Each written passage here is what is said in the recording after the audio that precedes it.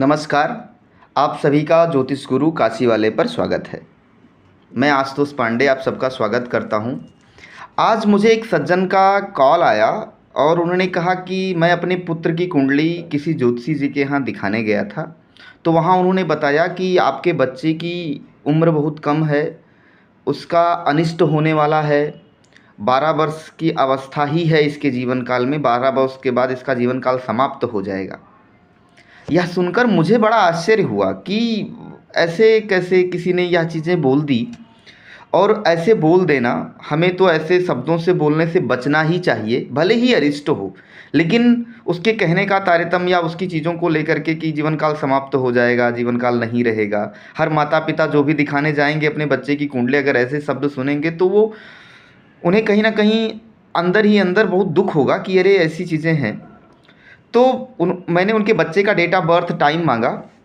वह मकर लग्न की कुंडली थी। मकर लग्न की कुंडली होने के साथ साथ अष्टम भाव में चंद्रमा सिंह राशि का उपस्थित था। अब सिंह राशि का चंद्रमा अष्टम भाव में उपस्थित था तो मुझे तुरंत देखते ही लगा कि ये तो बालारिष्ट है, इसीलिए शायद ऐसे शब्दों का उन्होंने प्रयोग किया। लेकिन उचित नहीं था कि ऐसे शब्द आएँ, क्योंकि मैंने और भी देखा कि शुभग्रह भी देख रहे थे। तो आज इसी विषय वस्तु पर हम बात करते हैं कि बालारिष्ट होता क्या है। लग्न से छठे भाव में, आठवें भाव में, द्वादश भाव में चंद्रमा चला जाए तो बालारिष्ट कहा गया है। अब बालारिष्ट कहा तो गया है क्योंकि भाई छठा भाव, आठवां भाव और द्वादश भाव कुंडलियों में वैसे भी बहुत शुभ नहीं माने जाते हैं, तो अशुभता का प्रयोग होता है और चंद्रमा ऐसी स्थिति में वहाँ अच्छा नहीं फल देता है। तो स्वास्थ्य को लेकर के, मृत्यु या मृत्यु का भय हो करके, या फिर व्यय आदि की चीज़ों को लेकर के सकारात्मक परिणामों में नहीं आएगा। जैसा शब्द कहा गया कि बालारिष्ट है, बालारिष्ट मतलब बाल्यकाल में अरिष्ट, बाल्यकाल में अरिष्ट होना।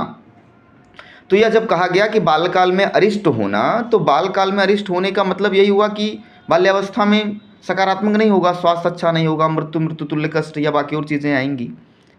लेकिन इसके एवज में इन चीज़ों को हमें समझना होगा कि छठे भाव में अगर चंद्रमा, अष्टम भाव में चंद्रमा या द्वादश भाव में चंद्रमा है, शुभ ग्रह उसे देख रहे हैं, शुभ ग्रह उसे दृष्टिगत किए हुए हैं, तो शुभता बढ़ जाएगी चंद्रमा की। और चंद्रमा की शुभता बढ़ जाएगी तो उसका परिणाम बहुत अच्छा होने लगेगा।